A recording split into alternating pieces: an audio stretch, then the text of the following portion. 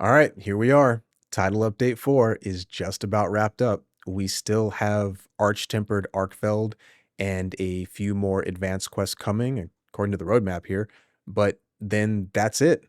Eyes and ears are on the lookout for the inevitable expansion to Monster Hunter Wilds, which I'm going to take an L here and say I thought we were going to get something at the Game Awards 2025 for Monster Hunter Wilds as far as an expansion. I was wrong, but now that that didn't happen, I'm thinking I think we may get an announcement at Summer Games Fest. That's still a whiles away, but instead of guessing what monsters will appear or when the expansion will be released, I think it would be awesome if Capcom took a page out of the MMO and Fortnite handbook and implemented a limited time special content update that transitioned into the expansion whenever it comes out.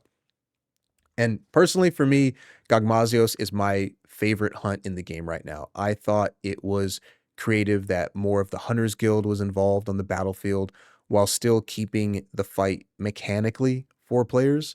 People were encouraged to use multiple element weapons, fire and dragon for the different states, take advantage of the environmental traps, dropping the boulder, and use a variety of items like the Elder Breaker, which I guess is just like a different Dragonator, and the compact anti-wyvern gun to defeat our first returning Elder Dragon.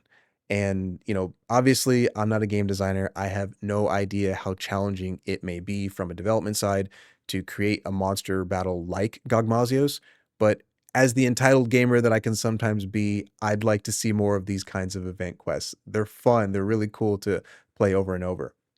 And a few months ago, in my title update for predictions video, I talked about a siege style hunt that spans the different ecosystems of the explored map: Windward Plains, Scarlet Forest, Oilwell Basin, Ice Shard Cliffs, there it is, and the ruins of Wyveria. And elaborating a bit more on that idea, the hunt would be a combination of mechanics that some players may have already seen in fights like Nergigante, Kulve Taroth, and Safi Jiva. That would mean repelling the monster, tracking the monster through multiple areas and using environmental equipment, and teaming up with more than 4 players at a time to complete the quest and get the highest rewards available. And so for me, the siege event would feature a brand new monster, ideally from the expansion, but it doesn't have to be. I would just think it'd be cool if like we got some sort of mid content and the monster we got we didn't know was a monster from the expansion that we fought later. I thought that'd be kind of cool. But the fight would essentially be a different kind of race against the clock because while the normal methods of failing a quest would apply, carding 3 times and the quest timer expiring, the monster's goal is to reach the Dragon Torch Shrine and absorb its energy. If the monster is not repelled before it completely absorbs the Dragon Torch, the quest fails. So, and I mentioned, like I said, I mentioned this in my other video, so I'm trying to get through this pretty quick. But the idea is that the quest starts with the monster making a beeline for the ruins of Wyveria. And I've got the map open that you kind of have from the game, and it's not exactly a straight line, but with it kind of jumping from zone to zone, the objective is that it just kind of moves in a straightforward path directly to the Dragon Torch. But so it's moving in a beeline for the ruins of Iberia, which would allow for the fight to be designed around crowd control, essentially preventing the monster from moving as often as possible. I'm guessing here that some things I'm going to mention are things that people don't do all that often in Monster Hunter Wilds, but status effect weapons like sleep and paralysis, vine and shock traps, mega barrel bombs, remember those, flash and luring pods, anything that you could use that would like slow or stop the monster from moving would all be effective. So if the players can successfully slow the monster's movements enough in the current zone or ecosystem that it's in, then what's really cool is that Gemma and Werner would have enough time to set up tools that can be used to temporarily disable, snare, and stun in later zones. So I like to put up this picture, and I put up this picture in my last video, and it looks really complex because there's a lot of text on screen. But the idea is that on the far left is the Windward Plains, and it's all the different areas that the player travels through in the game. Here's one that's a little bit less detailed. It's just kind of flipped, where the Windward Plains is on the far right, and then all the different zones that the players would go through. So, but yeah, like I said, because it's going through there, and because you're trying to repel the monster, the objective actually isn't to slay or capture the monster, right? That means that high damage weapons would be useful at breaking off parts of the monster's body that can be used as slinger ammo to further impair it, similar to the compact anti-wyvern gun.